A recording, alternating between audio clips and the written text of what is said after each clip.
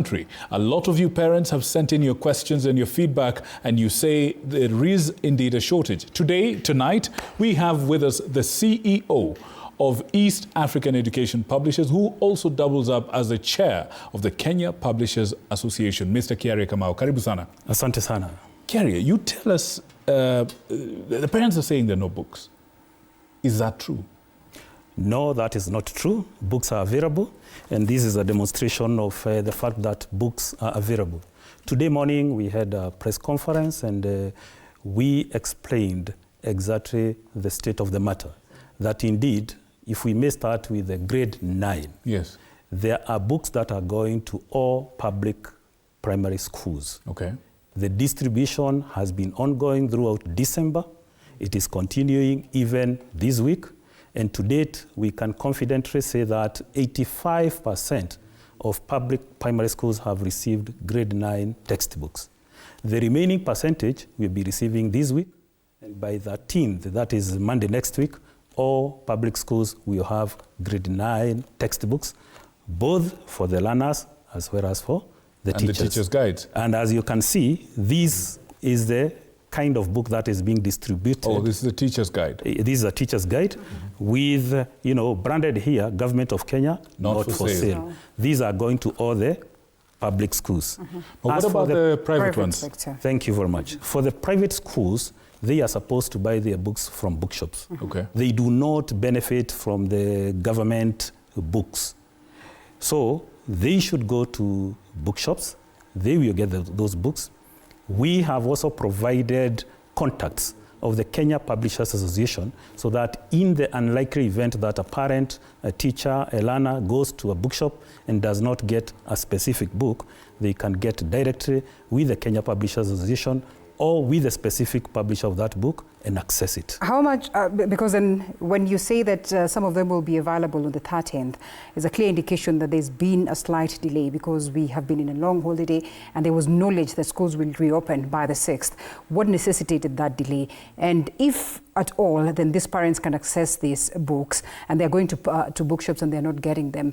Why, just how much noise have you made for parents to understand that in the event that they don't find these books in bookshops, then they can easily reach out the publishers direct? Yes, first and foremost, with regard to the distribution to all government primary schools, we started the distribution way back in November, proceeded in December, but you recognize that December schools were on holiday, and it is basically a holiday month.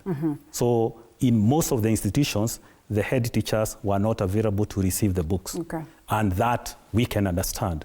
So come January 6th, immediately the schools opened. The schools that we were not able to reach, we are there and distributing the remaining 15 or so percent.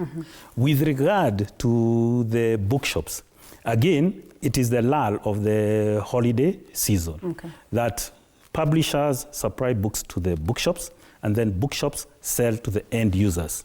So that lull is the one that had created that confusion between the 27th of December and 31st of December. But to date, we can confidently say that indeed these books are available. All right. I have two quick questions for you, and they're actually from our viewers. Number one, earlier in the day, though, some news agencies were reporting that there was a bit of blame game between the KPA, really the publishers, and the KICD. There was talk that the KICD, the Kenya Institute of Curriculum Development, did not supply the content to the publishers on time. Is there any truth to this? No, there is no truth. Actually, if I may go just a bit back, in 2022, the President of the Republic of Kenya, Dr. William Ruto, appointed a presidential working party on education reforms. Right. That party was mandated with the task of looking into CBC and addressing the issues that Kenyans had raised. They went all over the country, 47 counties, collected and collated views of Kenyans. Those views now were presented in form of a report. The KICD used that report to address the areas related to learning areas and hence books. That addressing produced revised curriculum designs, what we used to call syllabus.